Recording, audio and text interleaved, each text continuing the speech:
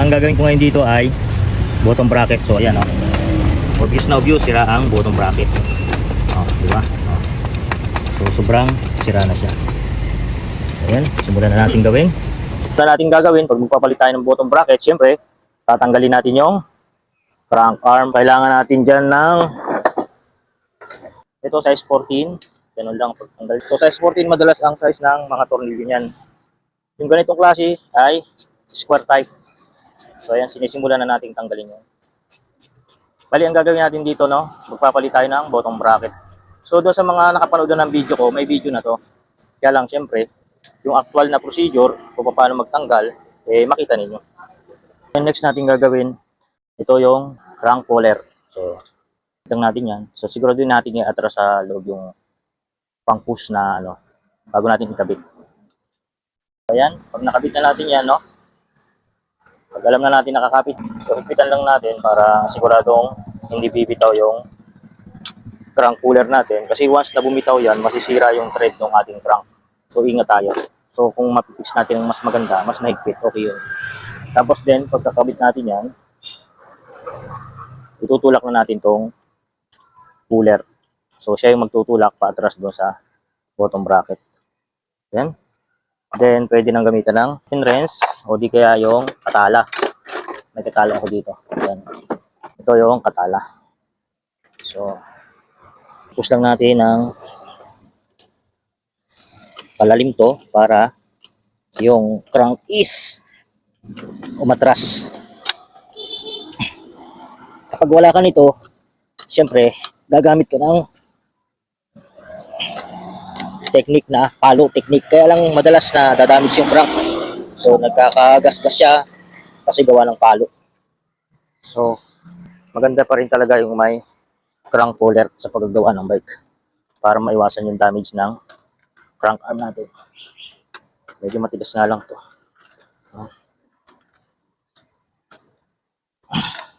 So sirang-sira na yung niya, bottom bracket niya. Halos naubos na yung bearing, kumalas na. Actually silver bearing yan. Pero naubos yung silver bearing, ganun siya kasira.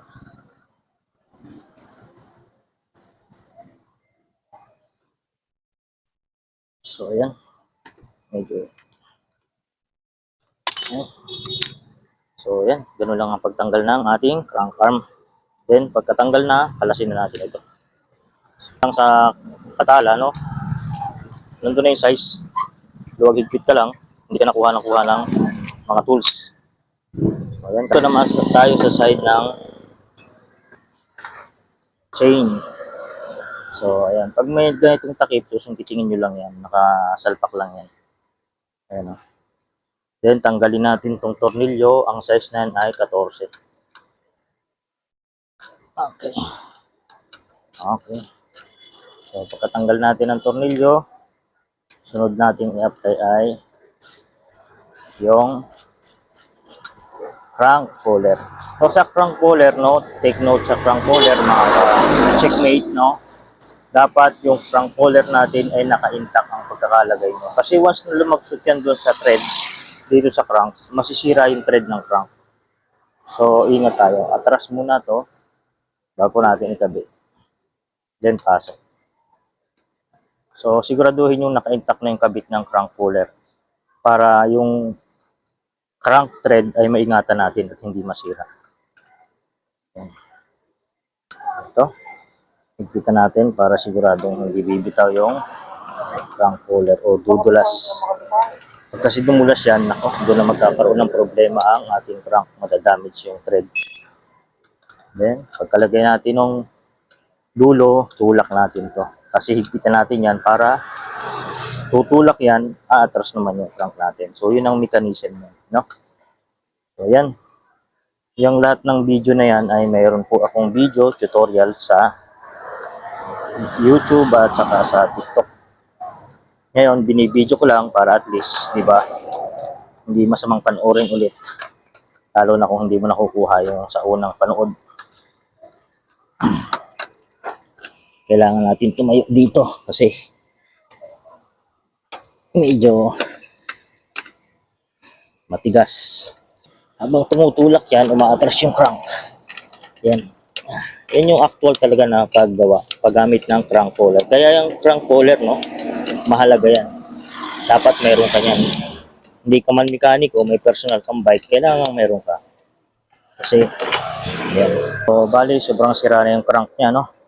At natanggal na dun sa housing ng bottom bracket niya. So, talagang sira siya. So, kailangan natin ng bottom bracket remover. Ito yan. So, ayan. Sana maikot natin. At hindi na tayo pahirapan sa bottom bracket. Yeah. Tigas. So, ayan. First time natin ma-experience to na natanggal yung pinakang axle ng bottom bracket. So, gagawa natin ng DIY para matanggal natin yung natitira. So, natanggal na siya sa sobrang sira. Ngayon, kumuha tayo ng bakal na mahaba. Yung ganun. Saksak natin dito. Para lang kumapit yung ano. Yan, ganyan. So, hindi talaga matatanggal to dahil hindi natin pwedeng gamitin yung sa DIY natin na isa. So, gagawa natin ng paraan ngayon. Pinaka magagawa natin paraan dito. Kasi talaga niya, hindi siya maiikot. Kailangan nating ma-DIY. So, eto, at least may pakita ko na rin sa inyo na kung ganito ang mangyari, di ba? Yung tinuro ko na isa. Paano kung tanggal na yung ang axle ng bottom bracket, paano tatanggalin, di ba? So, ganyan. Tapos, ito yung pinagmamalaki ko na vintage. So, ito na yun. So, hopefully, matanggal natin. Tapos, pasukan natin ng bakal. Then, ikutin natin. Opya. So, ito na yung magagawa natin parang dito para matanggal. Sana gumalaw. Iyon. Iyon. So, ayan. Nakita ninyo. So, pagka ganitong pangyayari, kailangan marunong kayong mag-DIY. Nakita nyo, pumusok siya, no? So, ang tigas niya. So, yung iba gagawin dyan, lalagariin na. Kung walang ibang paraan. So, no choice. Kaya meron akong tornilyong mahaba. Ayan, no? Ganun lang. Maraming spacer, pasok ng tornilyo para pumapit ito. Pinakadagas na paraan. So, sa kabila. So, pag sobrang higpit at ganito na ang sira, ito talaga ang paraan na pwede mong gawin. Lagay ang spacer. Ayan, lahat. Uncut yan, ha. Para ipakita natin sa inyo na doon sa mga follower ko, dito lang sa mga tools natin, makakuha na tayo ng paraan pa paano makakalas. Tapos, ito. Basta gumalaw lang yan, okay na yan. Ikutin natin. Ayan. Yan. So, ayan. Hindi na tayo napahirapan. So, ayan, mga ka-checkmate, no? Checkmate ito ngayon. If ever nga naman matanggal yung axle, anong gagawin natin? Ayun. So, nakita natin ulit yung panibagong DIY natin dito. Subukan ulit yung technique natin. So, ayan. So, wala nang problema pag gumalaw na. Diretso na yan. So, ikutin na lang natin. Gagalaw na yan kasi umikot na siya eh. Yan. Oh. Kaya walang imposible. Pagka ganong paraan ng pagkalas ng bottom bracket, walang imposible. Talagang makakalas nyo. Napakalakas ng personal yung nilalagyan ng bakal. Talagang hindi tatagal yung ano, kahit gaano kahigpit yan. Kayang-kaya niyang ikutin yan. Huwag nyo lang bibiglayin, dahan-dahan lang din kasi baka naman maubos yung ngipin. Iniingatan kasi dyan yung lumapsot yung bottom bracket remover natin doon sa ngipin niya. So possible talaga siyang mawasak. So ayan. Hindi na tayo gumamit pa ng welding o lagari para lang matanggal natin yung bottom bracket ng stock up. So ayan. First time ko rin ma-encounter to na walang bottom, natanggal yung axle niya.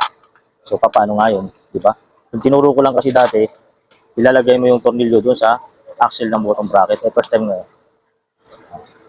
So, itong iingatan na masira. Saka ito. Kaya yan, nilalagyan natin ng lock para mag-intact yung mga ngipin niya. So, doon pa lang, hindi na maglaban na sila o magsisiraan sila ng ngipin. Yun ang iniiwasan natin.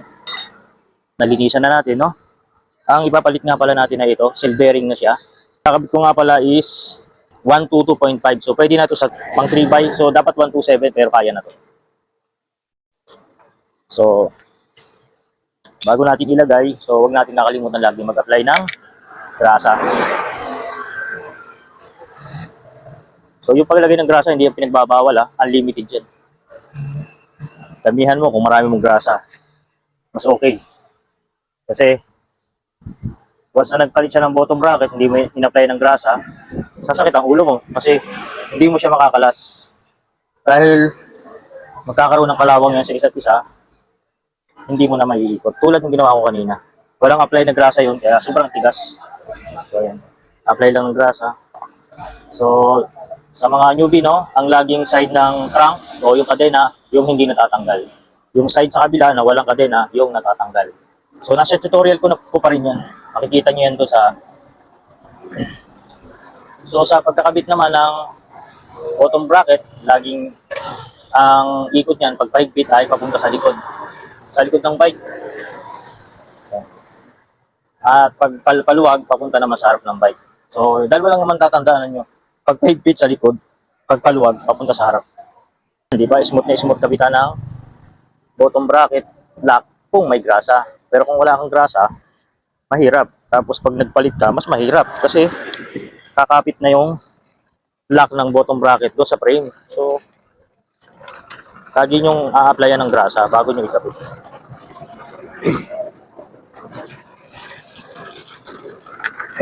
Ayan. So, ikabit na natin. So, ito nga pala, no, take note.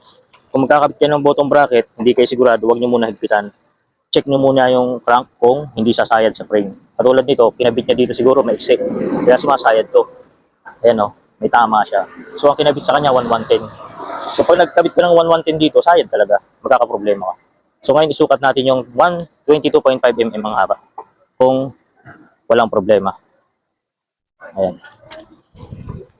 So, yung 122 mm na haba ng bottom bracket, ayan, no, makita ninyo, malayo pa, di ba? So, yung 122, pwedeng-pwede sa 3x. Pag 127, medyo malayo na. Pero yun yung talagang, ewan ko, standard na pagkakabit ng bottom bracket, laging 127 pag 3x. Pero 122, pasok na siya. So, ayan. Na yung crank, kasi nasukat naman natin na hindi sasayad. Pinakita ko lang sa inyo yung sample ng 122, 124, 125, 126 hanggang 127 pang 3x. So yung 122 pasok na sa 3x, pwede na siya. So wala yung rubber mallet ko pero gagamit ako ng cutter na rubber yung likod. So papaluin ko lang dito.